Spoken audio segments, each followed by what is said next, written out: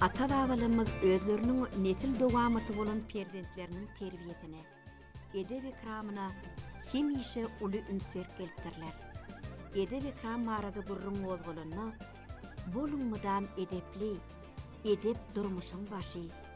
İnsan bir yüzük bolsa, edepdir onun gaşı diyen yaxşı dilegli tetirler yadyna düşýär. Maşgalada oğlunu döwletiniň başı hasaplan türkmen, oğul perzentini oğullur döwletiň başı diýip söýüp-söýgülese, gyzyny mehekdaşym, gögün hoşum diýip söýgüläpdir. Terbiýe meselesini pederlerimiziň pekim paýhys ummanyna öz münasip ornuny tapan demime den zat edebim, çiýigi wagtyny buk. Pederleriň ýodasy, şollar neslin kadasy.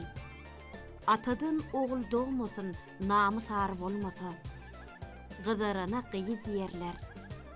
Gyzym öýde, gylygy daşdy diýen ýaly ajaýyp pekimlerden ugur alyp, oğullar gyzlaryna terbiýe beripdirler. Şeýle de türkmen maşgalasyny bu işte oğul atasynyň görellesine eýerse, gyz maşgala enesiniň görellesine eýeripdir. Eýsem, gyz gözelligi näme-deke?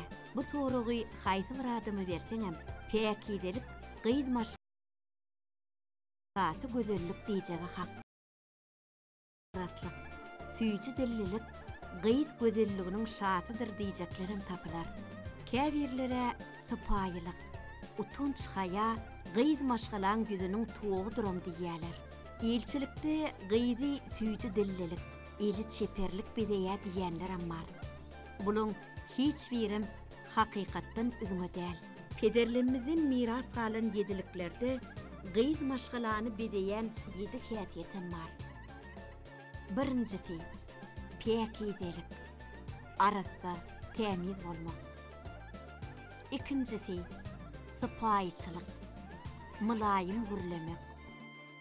Üçüncüsi, utunç hayalylyk, utanmak, haya etmek, yüzü kızarmak. Dördüncüsü, agraslyk, salihatly bolmak. Beşincisi, eli çeperlik, el işlerinin dürlü nuskalaryny bilmek. Altıncısı, düşvülük, bir sözden düşünmek, aňmak. Yedincisi, süýji dillilik, söz sözlemegi başarmak, adamyň uğrunu tapmak.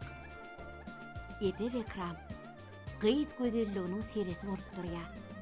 Bu barada gürrüňçilikde köpü gören gojalaň biriniň gözelligim gerekse gerekdir bolýan çağan edebi bolsunla. Gyz maşgalaha aslady. Depesinden dawanny çenli gyzyla beräňde de oň edebi bolmasa, gözelligiň görkem bolmaz, agramam diýen sözleri beýigytyar ýadyna düşýär. Bu meselede goja kişi bilen alalaşmazlyk asla mümkin näl. Hakykatdanam gyz gelinlerimiz mydamyda öýde, toýda, mektepde, umuman köpçülik ýerlerine özlerini edepli ikramla alyp barmaklygy başarmalylar. Türkmen halkynyň pekim paýhys ummanyna amanatym iki zat, janym hemde gyz dürýat diýen ajaýyp sözler bar. Gyz terbiýesini şu peder pekiminden uğralyan türkmen halkymyz bolsa, beýik bir var tarapyndan berilýän ömrüň hem gyz maşgalaň amanatlygyna gowy düşünýär. Gyz maşgala hakykatdanam öňü wesen öýüne, ojagyny miýan. Ertirki gün ol başga bir öýüň, maşgalaň beýkesi bolmaly.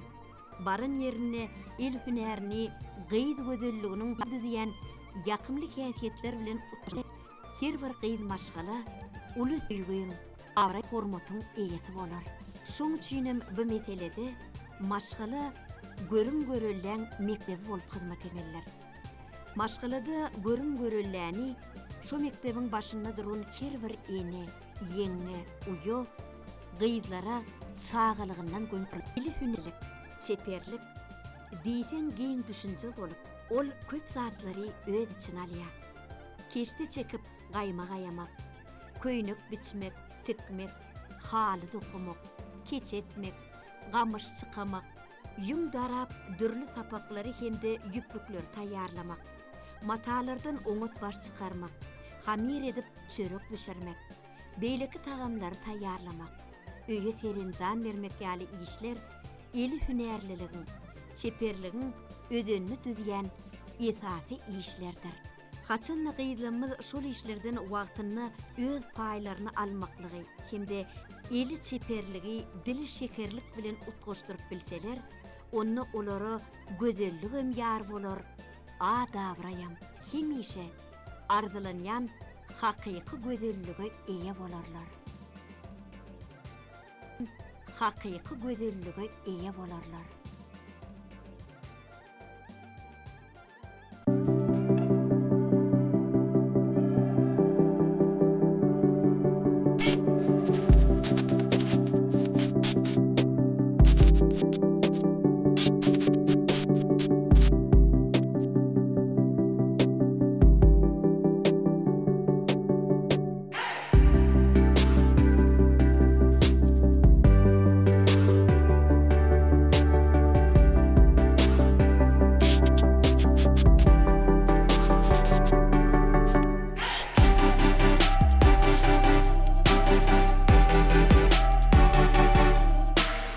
Kanalımızı ziyaret edin, abone olun ve bizimle kendi fikirlerinizi paylaşın.